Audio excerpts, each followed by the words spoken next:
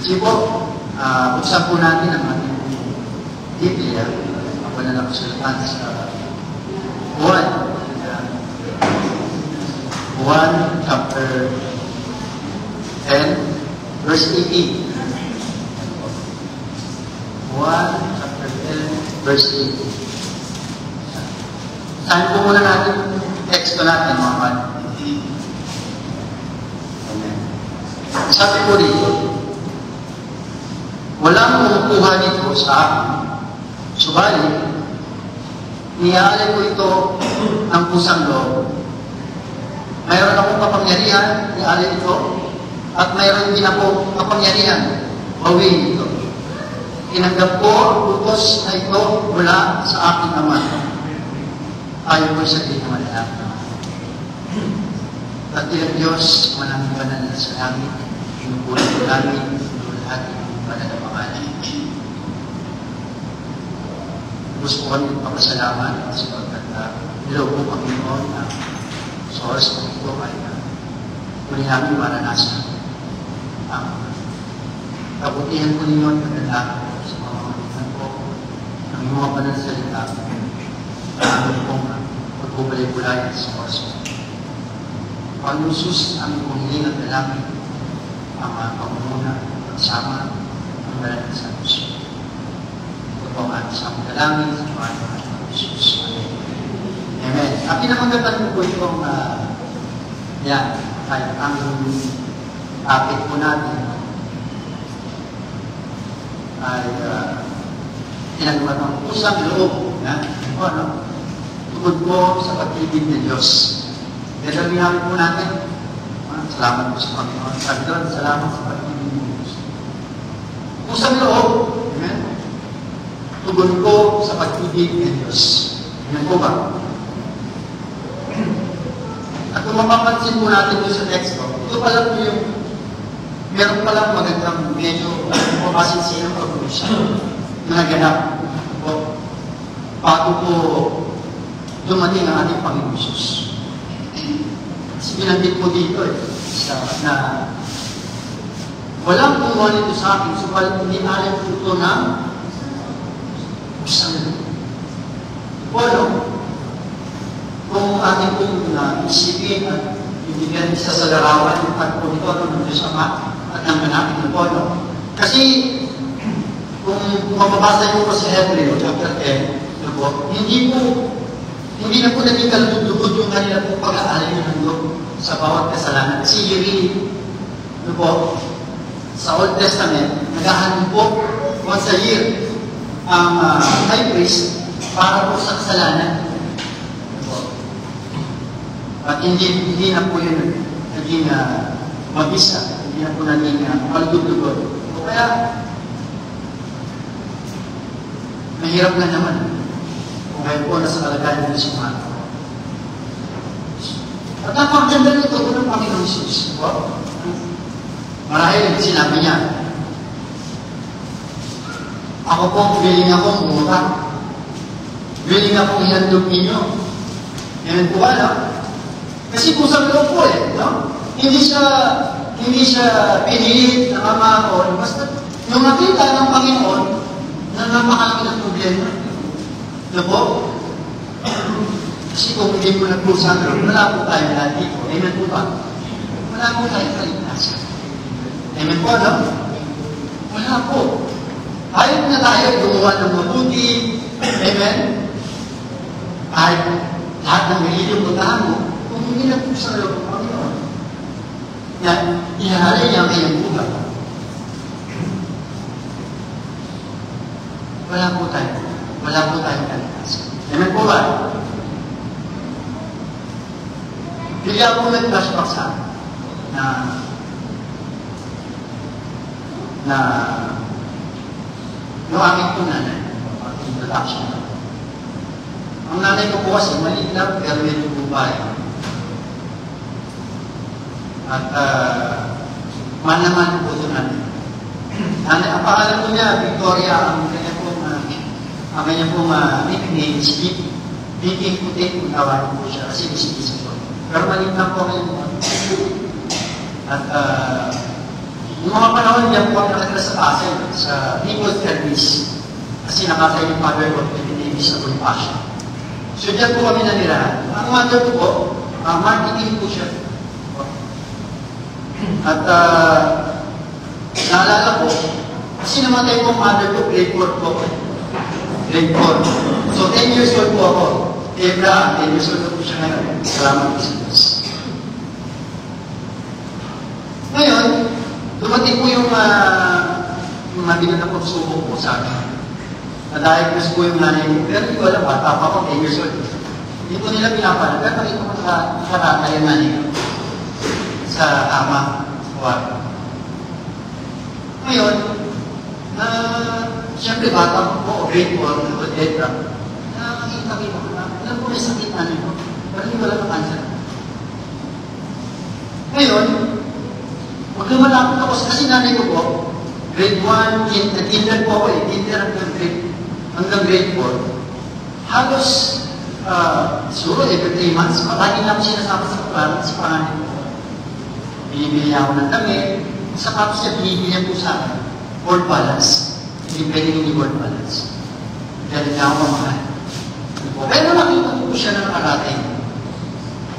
Nalungkot po siya nila. Hindi ko alam. Ngayon, nalaman ko na lang po sa aking mga ako. May sakit pala natin.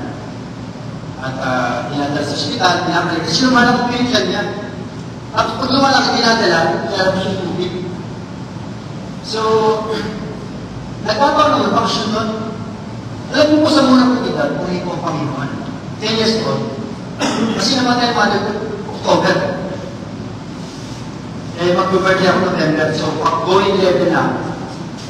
Ngayon, nung bakasyon po namin, nung summer, alam niyo sa loob kasi ng base, na po, meron po maraming pagkakin natin sa loob ng base, kahit bata po kayo. Una dyan, yung shine shoes. Puso yan, kasi mga puso natin. 10 piso ng araw, pati shine shoes. Pero ang naisip ko, na gawin, tapos sa loob, tugon ko kasi mahal ako ng nanay ko eh. Alam mo po ba yun? Gusto ko matulungan yung nanay ko. Pero hindi ko pinagpaalam sa kanila kung saan ko tulog na ginawa. Tugon ko sa pagmamahal kasi nakakawal ko pagmamahal sa akin eh. Eh, panganay ko ako. Sabi ko, hindi pwede ko na gusto ko tulungan yung nanay ko. Parang ganon. So, sa madaling salita, nagtinda po ako ng dyaryo. Hindi ko alam ng tatay ko, hindi ko alam ng nanay ko. Pero, kaya dyan pinili ko kasi ang papa ko nahilig ko pa sa newspaper. Ang pabulit ko sa yung tempo. So, kaya nga lang, ang buha kasi ng dyaryo, doon sa mismong bansa, baka siya po ito nangyari.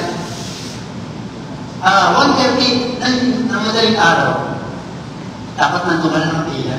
Eh, mga bata po kami. Siyempre, huli kami palagi. Alam mo na yung mga veterano na managiging dyan. Pinagpigyan mo kami. Nagulat din ng aking mga magulang. Lalo na yung pa. Kasi pinipigyan may dala ko dyan siya. Hindi naman malaya ng mga sa madaling araw ng yan. Dalawa lang kami ng kaibigan ko.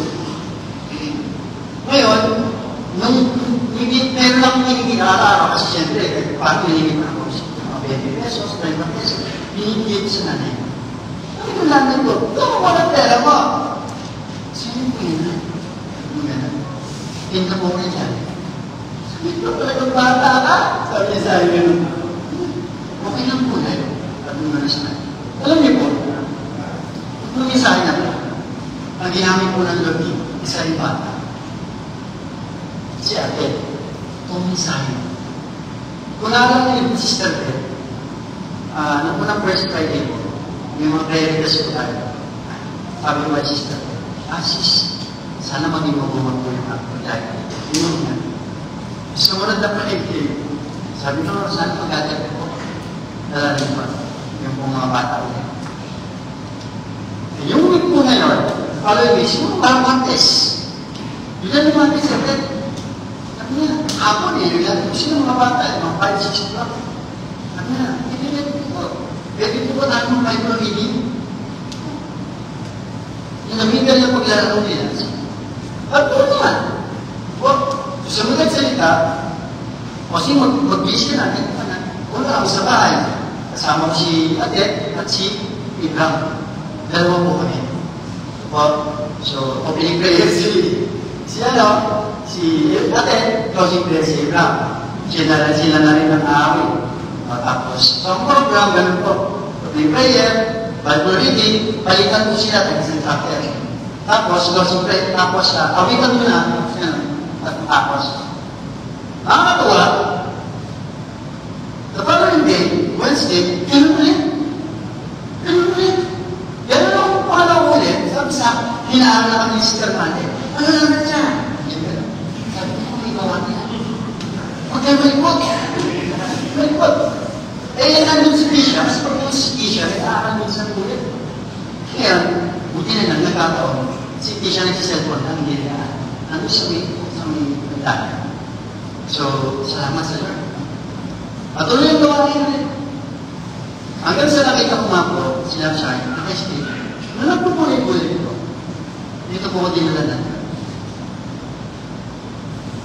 Usan mo. Nalala niyo po si David mga mahal ko. Si David ko, punta na po sa isang punto lang po tayo. Diba? Kaya, nakakabot tayo. Si David ko, ay, alam naman natin na siya isang kabataan. Yan, wala. At magtataka pa, sa dinami-dami nila mga kapatid, bakit po si Jesse nagpili? Di po ba kayo nagtataka?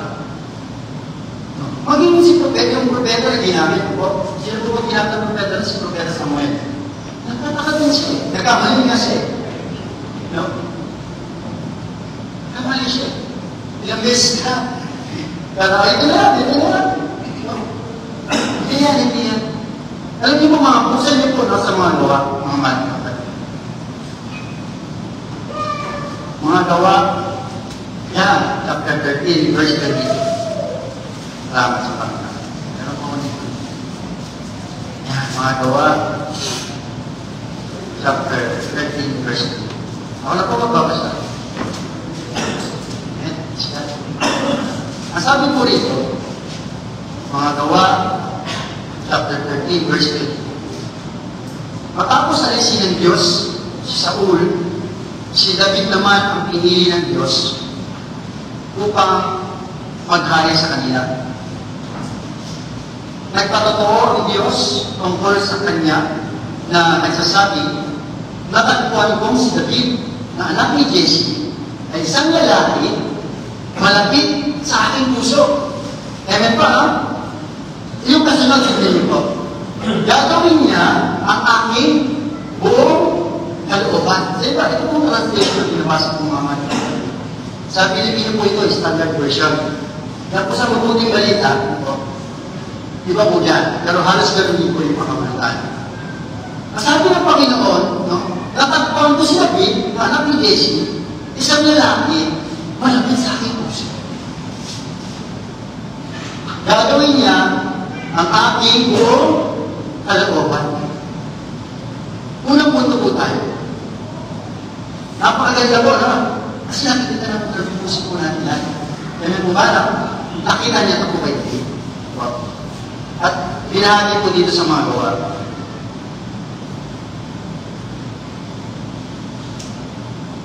Una, yan. Kusang loob na paglilingkod. Kusang loob na paglilingkod.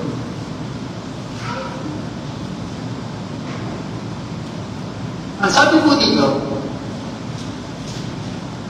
si David, lagi siyang handa na maglingkod sa Diyos. Lagi siyang handang sumunod sa kalooban ng Diyos. Tingnan po natin kung paano ito pinatukuhanan ng Diyos. Noong after na i-anoint po si David, nagkaroon po ng malaking crisis ang Israel. Agad may malaking pagsubok na dumating sa kanya. Right after na i-anoint siya na king. Pero ang existing pa rin na nagahari si Saul. Kaya may po ba? Ngayon, dumating yung oras na bibigyan sila ng mga Pilisteo. Mga Pilisteo. Alam niyo po mga mahal ng kapatid, Kaya naging mabigat na pagsubok sa kanila kasi meron silang isang sundalo na napakalaki.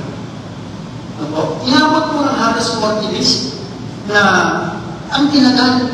Kasi nga, wala silang pantapan. At ang sabi sa salita ng Diyos, halos araw-araw, inaano sila, parang inaalimunan sila. O, binubuli sila. O, sino pantapat mo? No? Wala silang mapagtapat eh. Ang laki. Ano po, hindi po biro. Inabot ng 40 days. Ngayon, itong magulang niya si Jesse, palibasa meron siyang anak ng 3 sundalo na mandirigman. Pansin niyo po, yung puso nila. Ang sabi ng tatay ni Jesse, ni Jesse, ating anak, pumunta ka doon. Pinapunta niya. Dali mo to, sinulat mo po yan. Dali po sabi niya, dali mo itong trigo. No? Dali mo itong trigo, dali mo itong 10 pinapay para sa mga kapatid mo. Ngayon po ba, no? Sa madaling sa, si David, runner po yan. Runner po siya si Bunso. Dali mo, pag ganyan, pag Bunso ka sa bahay, runner ka. Ano ba, no? Ngayon, nararamdaman na ni Abraham niya. Lahat ng utos sa kanya na may pumapagsak. Pag inutos mo sa akin niya, no? Inutos na isa sa akin niya, ang babagsak kanya si Abraham.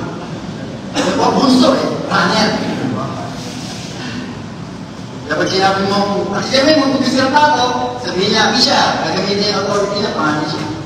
Isha, magputus na naman, ako yung nakakain. Isha, gagamitin niya ang authority niya. Bram, mag-aaral ka ng maganda, magbugas, para sa parang mag-aasawa ka, alam mo na. Sabi niya, mag-aasawa ka agad. Ano ba? Ganun po si David. Ano ba? Iyan po siya. Sabi ng tatay niya, huwag mo makalimutan dahil mo keso. Bili mo naman ito sa mga doon sa pinuno nila. Alam niyo po, bago po ako direksyon, napakahalaga pala sa magulang. Bata pa lang ang anak na. Wala. Itinitrain na po natin siya. Na ano? Na maging masunod. Amen po, ano? Ngayon ito nangyari. Pumunta po si David. Ako. Nung nangyari na pumunta, nagulat siya. Sabi niya, ba't hindi ko nangyari? Bakit parang takot na takot kayo? Nagulat po siya. Hindi na alam yung ano yung nagaganap.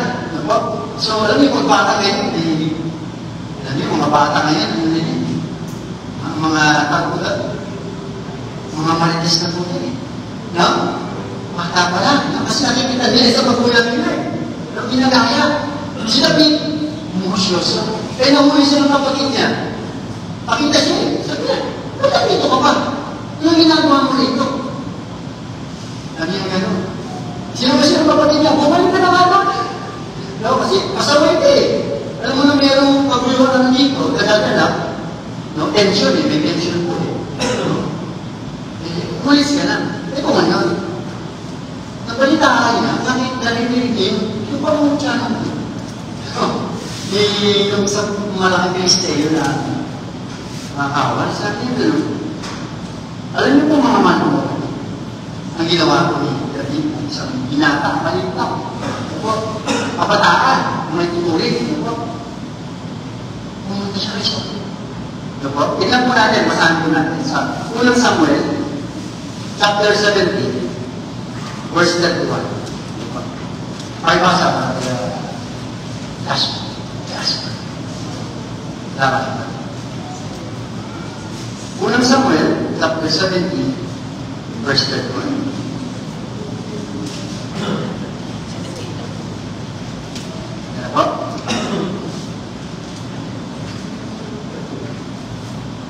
Samuel, chapter 17, verse 31.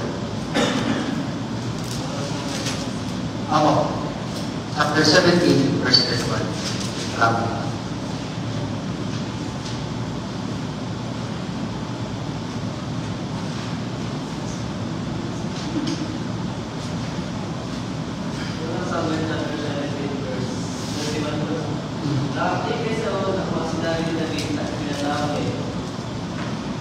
Tuloy mo lang. Dahil kasi sinabi ni David, hindi mo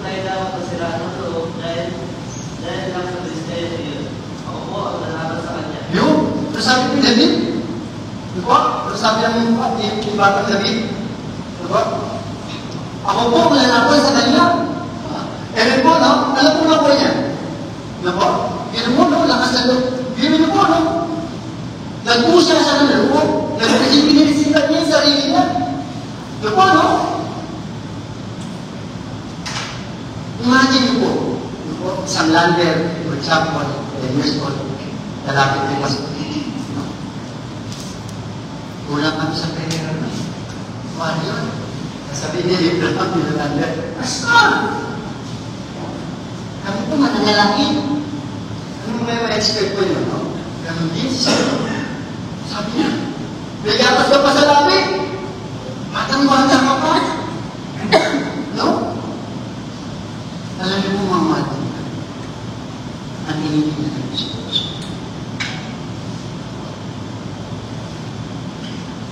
Nagpatotoo si David hanggang sa makumbisi niya.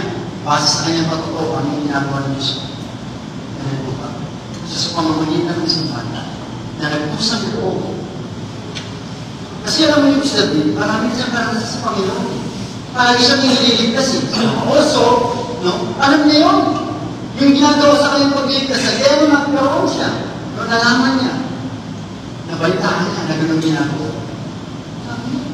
Nagpusa na siya, kasi alam niya, hindi mo na siya pipiliin eh. Kung wala, kaba naman, iisipin mo na sa'yo. Wala nang pinakaisip mo. Kahit mga kapatid niya. Ewan mo ba? Wala nakaisip mo nun. Nalaman na lang nila, buti na lang, naunawaan niyo yung ginawa pagdiligtas ng Diyos. Binibigay ko sa loob. So, kinaya niya. Kung ang Panginoon Jesus na kung sa loob lang ibinibigay sa akin. Amen? Kaya sabi niya, ibinibigay ko rin ko sa loob. Ako lalaman sa kanya.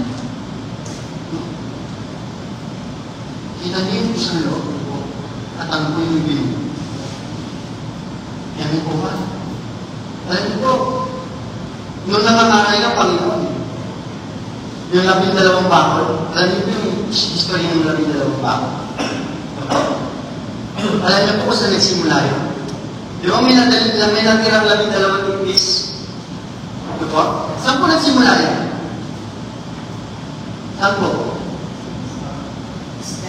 Hindi na po makikita sa amin, Mateo, sa Mark, at sa Luke. Pero sa John, bukod tayo, kung walang sinagang po ninyo. Ang sabi doon, mayroong bata na may dala 5 pinapay at 2 isda. Hawak ni John. Siguro kasi siya sumulit. Ano po, ano? Kung hawak siguro yung Mateo yun, maaaring sa Mateo natin ang matagpuan. Ano po, ano? So sabi doon, meron po dito, pero alam na namin gagawin, pero hindi mo pumaman. Yung maliit na bata. Ngayon po ba? May dalagi yung pinakay. Pinakain. Napakain ang pumalibo. Lalaki pa lang yun. Ngayon po ba? Mga malamang.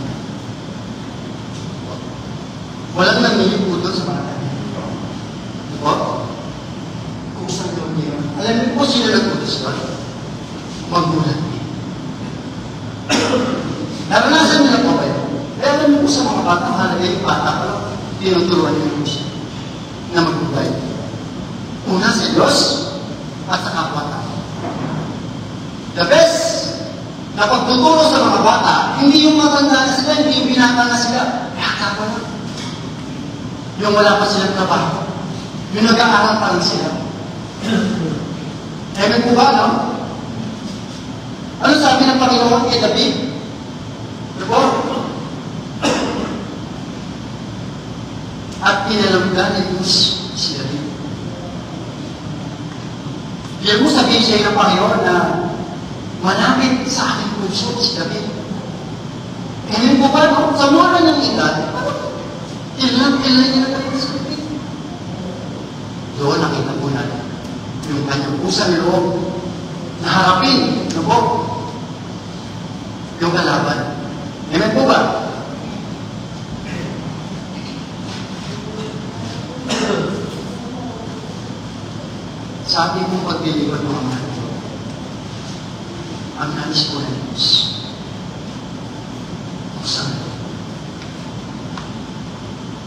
Pag sinabi po natin kusang loob, hindi lamang nakahanda tayo mag-ipon. Hindi po ba? No? Ibig sabihin natin sila din, handa siya. Ano po? Ang nais na yun, pinagkahandaan niyo po. Iba pa yung nakahanda ka, iba pa yung pinagkahandaan mo, yung paghahanda. Ako yun, diba? Laging handa. Bukod po doon, pinagkahandaan mo.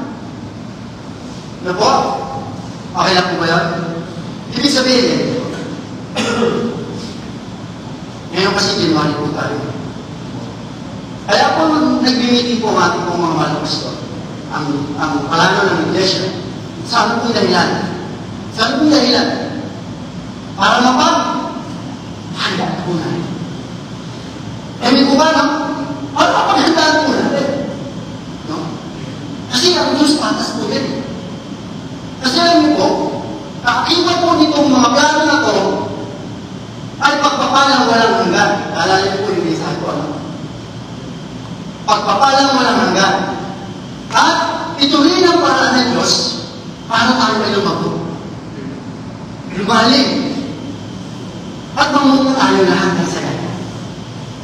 Ganun po ba? No? So, yun po yung hinahanap ko dito. Pinaghandaan ko ito, pinaghandaan ko ito. Tignan niyo po, meron din sa lumapit. Ito naman, isang pinuno, pero mayaman po siya. Pero wala niyo po ito. Ngayon, nung nakita ko, lumapit po siya. Sabi niya, mahal na tulog. Paano po ba magkakaroon ng kayamanan magpawalang hanggan? Kasi sabi po doon sa ibang translation, buhay na walang hanggan. So sabihin na natin na spiritual blessing. Kaya pagpapalang walang hanggan, kumpiyansa siya, siyempre. Sinusunod niya ang 10 utos. Tinanong ng Panginoon, Opo. Sabi niya, sinusunod po yun. Hindi po, araw pa may nga, namamahinga po ako. Magulang po, ginagana po yan, magkalabaran po yan. Nagtatanskin po ako. Ano po? Nakagaroon niyo kayo pagkapong at sa'yo pinaya. Ngayon, sabi ng Panginoon, may kulang pa sa'yo. Amen po ba? May kulang pa sa'yo. At nung sinabi ng Panginoon sa kanya, sige, sabi nga, pagbili mo yung kalilayan. Amen? At pamahagin mo sa mga. Nanungkot po yung pinakamayan. Magtatat ka sa Panginoon. Marami. Bakit yung sinabi niya? Alam mo kung nakilala tayo natin kung sino mga mahilaman sa atin. Alam ng Diyos kung sino po ang maraming silis. Alam niyo. Hindi, pwede mo may tapos ako, manang na simple. Pero alam niyo, si siya ay nagpapala sa iyo. Ito ngayon. Diba? Meron siyang pusa loob na lumang. Pero, hindi siya nakalilang na sumunod sa kalooban ng Diyos. Kaya sa lingkod, kita niyo na po mga mahal kapatid. Kaya hindi po kahit. Diba minsan, ako nga dati naririnig ko, at pinagpala natin Diyos. Hindi na ako. Wala akong gano'n. Hindi po po yun. Karamihan, sa mga pinagpapala ng Diyos, sila po yung unang nakapala. Sila po yung mga nagpapa. Ano ba? Basta, di ba? Hindi pala, di ba? Wala ka naman nalaman eh. Tingin mo ba? Yun po yung katotohanan. Kaya sinabi ng Panginoon, hindi na. Ang isang mayaman na makapasok sa karera langit, hindi natin pwede pagulaan ng Diyos. Amen po ba? So, anong makikita po natin? Letter A, mga mahal. Panagahan ang bawat pagkakataon na binibigay ng Diyos sa atin para gumawa tayo ng mabuti.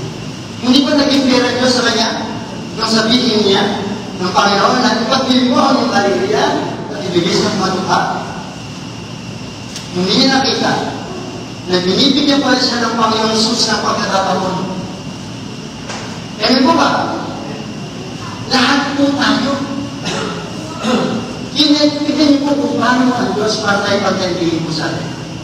Ito kasi po sa alam na namin. Kaya po ba? Alam niyo, mga matko, simple lang naman po ang logic. Hindi na po lang kaya. Kung baga sa arithmetic, 1 plus 1 equals 2. Pero sa atin, 1 plus 1 equals 1. Kapag ikaw ay piliin ng Diyos, automatic na yan. Kaya po ba? Automatic na po yan. Nagagamitin ka ng Lord, ano man pangangailangan sa kanyang gawain. Wala na po diyang ito. Wala na po diyang matang ito. Ay, maghintay ako. Magkailan mga kailangan. Hindi po. Dapat, ang hinihintay ng Lord, yung aking po sa iyo. Basta, marami na po siya yung isang. Nakakaya, gusto mo. Kusang loob. Amen po ba? Kusang loob. Ang may gandang ng Panginoon, magalang. Kapag dumanak niya po, meron ng trabaho. Dari si kami, maging architect na siya para araw. Amen? Gandang natin. Noong ay magiging ang dami ng magulang niya. Ay, kumita po ko ng 10 million, magkakata. Sa inyo po, 1 million. Sa church po, 1 million. Yung aming po lang, 1 million din. May pastor, 500,000. May pastor, 500,000. Ilan ba ng pirasos? 1 million pa. Dami pa. Ano kaya magiging ang dami ng mga mga?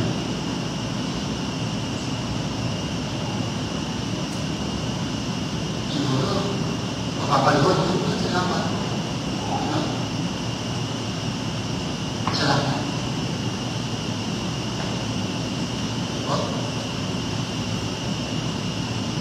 Sayang yung pagkakataon. No? Sayang, no? Pinapamaya ko, no? Huwag niya kaya sayang po yung mga kayamanan niya. Sabi nga po yung message, hindi po malabas na. Iniwan po natin yan. Simple lang naman po. Pwede po tayo. So, kapag marami na, huwag ka na magpapagawa para sirahin mo, pagawa ng malaki. Kaya na, may 3 savings sa kampo na. Okay na yun. Huwag mo lang gawin 4, 5, 10, 10. Tapos magbabayaro mo lang sa 10 mo. Nakakalungkot. Amen? Kung nakita mo na 3 na savings sa kampo, marami na pala ang kampo eh. Amen po ba?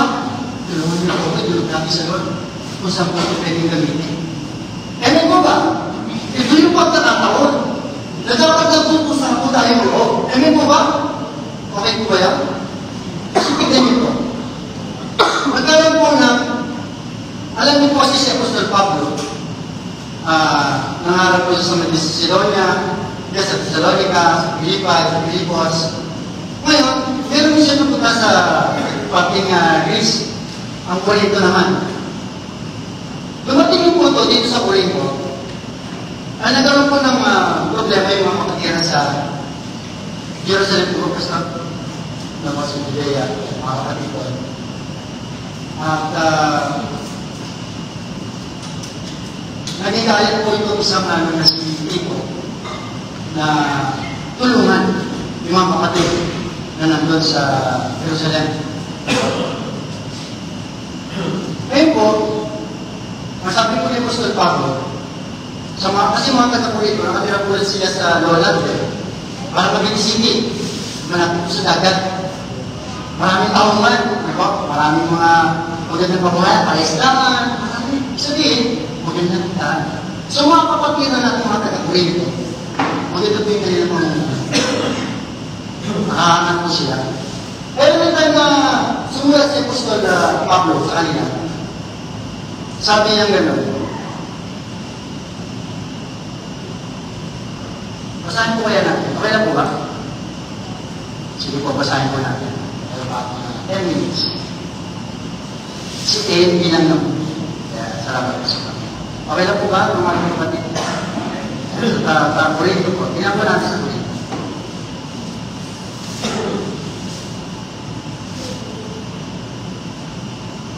Dalawang Corinto, chapter 8. Sige po, basahin po natin. 2 Corinthians, chapter 8.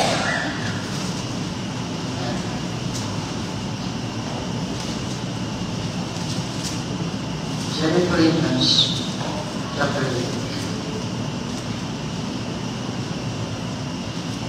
8. Verse 1 to 6. Sister Carly. Verse 1 to 6. 6.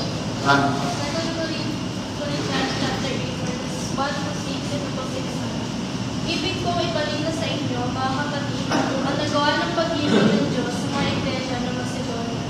Dumalo sila ng matinding kahirapan at ito'y isang mahigpit na pagsubok sa kanila. At sa kabila ng kanilang pagiging kapos, masayang-masaya pa rin sila at bukas ang palad sa pagbibigay. Sila ay kusang loob na nag-agulay, hindi lamang ayon sa kanilang kaya, ngunit higit pa. Alam ko ito pagkat mahigpit nilang ipinamanhig sa akin na sila ay bigyan ng pagkakataong makatulong sa mga kapatid sa Judea. Yun, salamat Sister Carly. Sa Judea pala, may crisis mga kapatid ng bulan. Ano po? Nangyari mga kapatid natin ang Rosario. Medyo tagutong-tulong. At yun. Ganun po ba, no? Nabalitaan ngayon natin, mga taga-Bacoor. Parang ganun po yan. Ang sabi ko ni Apostol Pablo, itong mga taga-Macedonia, na mga nasa middle ng crisis, sila po yung dumaranas. Ano po yung ginawa po yun yan? Diba? Ang sabi ni Apostol Pablo, ang ganda po ng pagkakali. Ipinamanhin nila na may higit. Usang loob silang lumapit, sila nagpipot, ganun din na naman. Diba? Siyempre, sila na-expect mo na tutulong. Hindi siyempre yung meron. Ganun po ba? Ganun po ba? Magulad si Apostol Pablo, nagkamali siya eh. Diba? Kaya nilang na tumayan po yun. Sabi niya, hindi ko na-expect yung mga tao na to. Amen? Kung sino pa yung live one day at a time, amen po ba, no? Diba? Sino pa yung talagang nagpusang loob na lumapit? Amen po ba, no? Sila pa yung pusang loob na lumapit para magbibig ng tulong. O, siguro, susubo na lang nila. Sige na, kung 3 subo, bigay natin yung 2 subo para sa mga kapatid natin sa Judea. Amen po ba, mga kapatid? So, sabi ko, binigyan nila ito ng pagpapalaga. Yung pagkakataon na yun, kasi alam mo po, yung pagkakataon, sakit lang po yan eh. Hindi po yan pangmatagalan. Sakit lang po yan tumaraan. Tignan niyo po, may nagpakita ng halimbawa kalusus. May nakahalusan. Tumaraan ko sa pahit. Ano ginawa ng pahit? Nilagpasan. Alam ko ba? Dumaan sa Moragen. Lipita, manggagawa ng iglesia. Amen po ba? Lipita po kasi, sila po ay itinilaga ng Diyos para ano? Sa iglesia. Nangangasiwa po sila. Kaya yung lahat po ng tithes sa kanya po napupunta. Nasa loob ng kanila. Ang ginawa ng Lipita, pinagpasal niya rin. Ngayon may tumating isa. Kampo, Christian ba ito hindi? Parang hindi pa pasal. Samaritano. Meron yung pagkakataon na yun. Pinalagpas ng pare, pinalagpas ng Lipita. Pero isang Samaritano. Wow!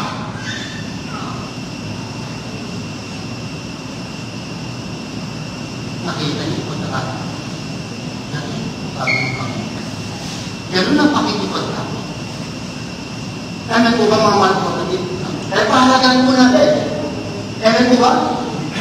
Alam niyo po, kahit din lang po ito nakasama. Amen po ba? Ang laking blessing po nito. Amen po ba? Tapos meron aming religion. Additional blessing na naman. Amen po ba? Ito yung mga pagkakataon yung binibigyan ng Diyos sa akin. Amen po ba? Ang dami po mga ministry. Ang dami po mga bata. Amen po ba? Let it be. Amen po ba? Pahalagaan natin ang bawat ministeryo ipinagkatiwala sa atin ng Diyos. Alam niyo po mga mahal mga kapatid. Ang ulo ng iglesia, sino po? Ang Panginoong Kristo. At tayo po ay binubuo ng isang bahagi.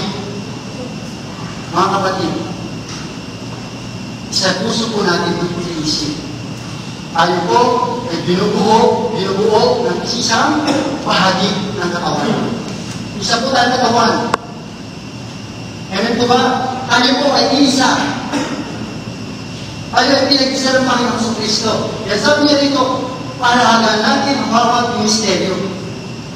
Kasi ang bawat isa po sa atin ay meron po ministeryo ginagampanan. Kaya mahalaga po ang bawat isa po sa atin. Amen po ba? Mahalaga po. Huwag mo isipin na bata ka. Huwag mo isipin na kabataan ka. Huwag mo isipin na mahirap ka. Kaya kita na po doon yung mga halimbawa. Bawat isa po sa atin ay mahalaga. Ngayon mahalagang ginagampanan sa katawan ni Kristo. Tingnan niyo po sa Roma chapter 12 verse 4. Wait, ilang minuto na lang po. Roma chapter 12 verse 4. Wait, tagal. Pakibasa. Sekarang Roma chapter 12 verse 4.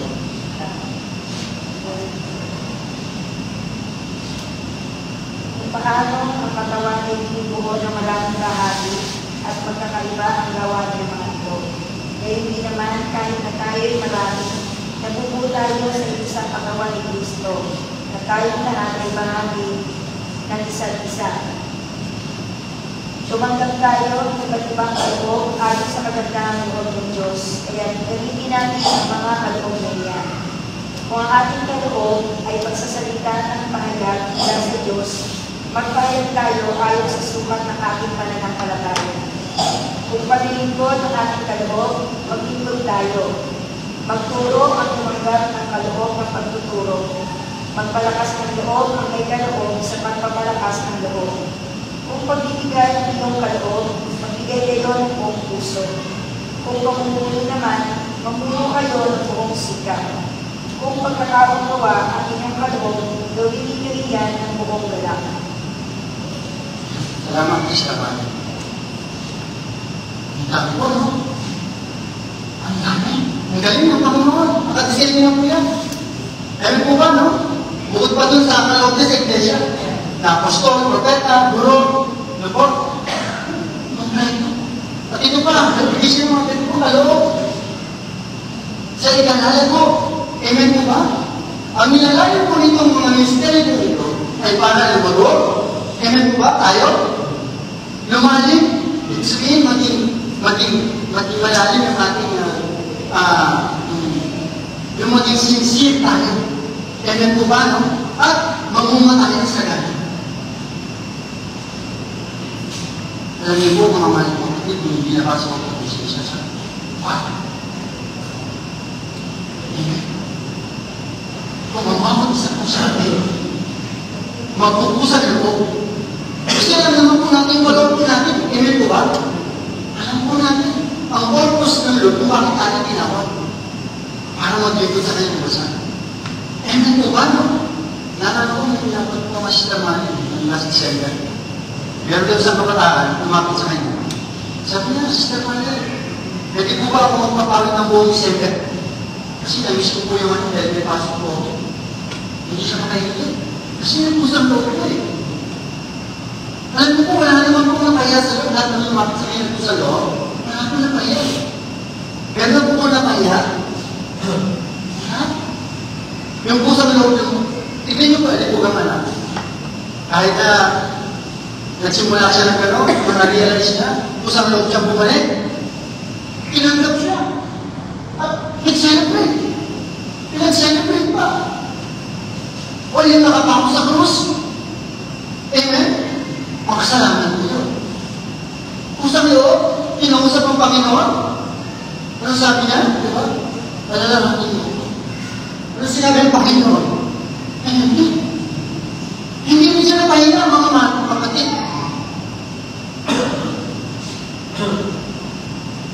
Minsan naiya tayo ng buka. Gawa tayo pagkakamali. At yung mga kasalanan tayo nagagawa ko. Ang Lord, palagi nag-iintay ko sa akin.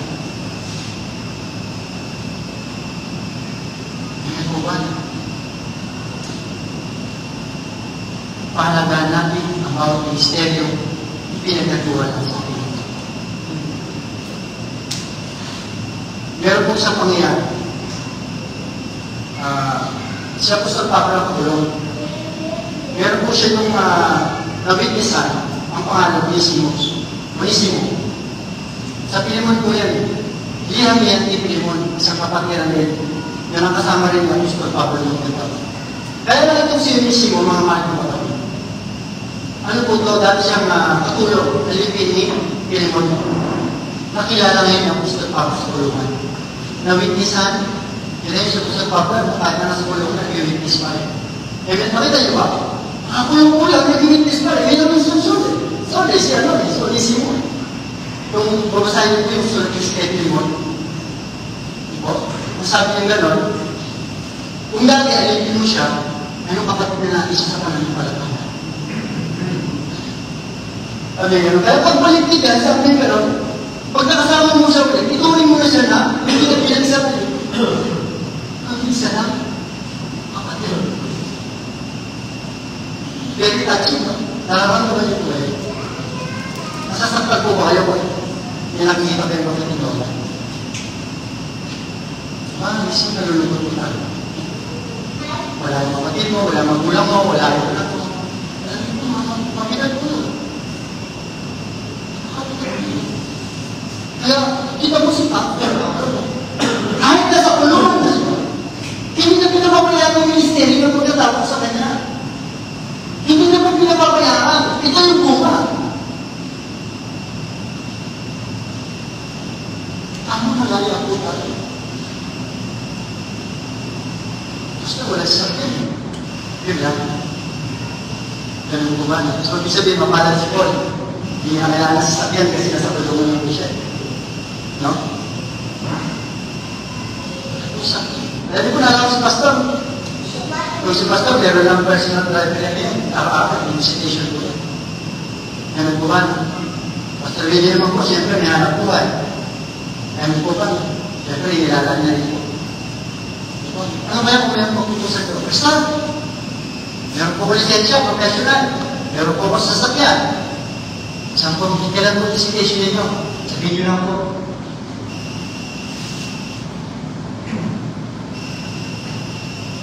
Alam niyo po yung kaya po pag-is na lumuto.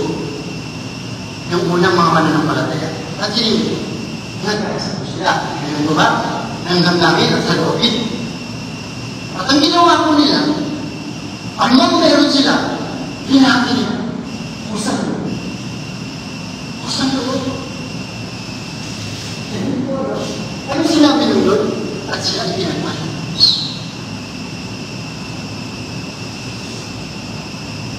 Ngayon po. Ngayon, natatapos na po. Lusin na po ako. Managin ang Panginoon. Ngayon mga mga pag-iadi. Kasi yung gusto Pedro ng tanong. Sabi niya, pag-una po. Paano naman po kami? Ngayon po ba? Paano naman po kami? Hindi man namin yung anak na ngayon namin. Kasi may iwan po sila eh. Ngayon po ba, no? Alam mo kasi, hindi rin magkibalik yung gano'n eh. Ngayon po ba, no? Natagyan na ito parang volunteer. Alam mo pag volunteer ka? Dapat sa mga teacher, no? Isa, kasi yung gusto ko volunteer. Ako, tumatas ng kamay. Ngayon po ba, no? No? Ayaw. O? Ayaw. Wala gusto mag-usang loob. Kaya natin pilitan magtulog. Ngayon po ba, no? Sabi niyo, hindi mo na eh. Sabi niyo, gusto na ito. Panginoon, paano naman kami? Iniwan namin yung aming nabuha niya. Ano sabi ko ng Panginoon? Ang sino man ang mag-iwan ng kanyang pamilya, nakaliwan ng para sa akin, kabuhayan, anak, kapatid, alam-alam sa akin. Itatanggap ng ikaputong bahagi dito at hindi na dito.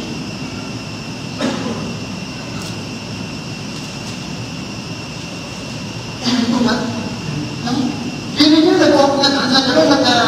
nag-masahe rin. Limited student na, pastor. Ilan lang po imbes lang sa prayer team, Pastor. Pwede lang po, no? Ma-open po ba na? Ako, no?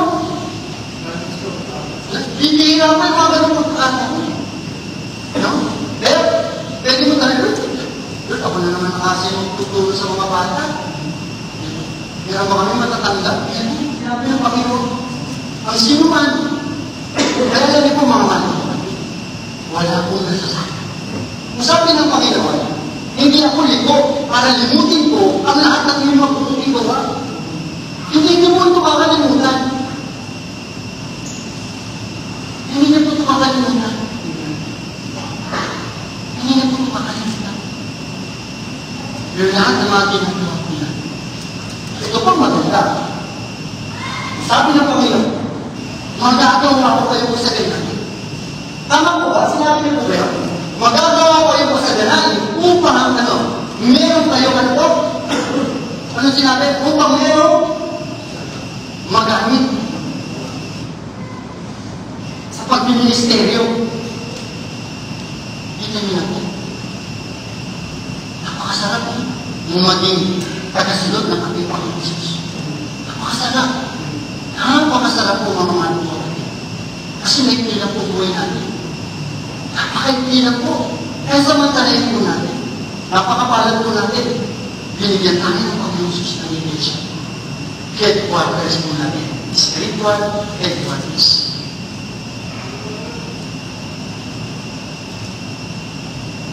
Bunga po ito ng pusang loob. Dahil yun ang kanilang tugon sa pag-ibig. Palakpan mo natin ang Panginoon.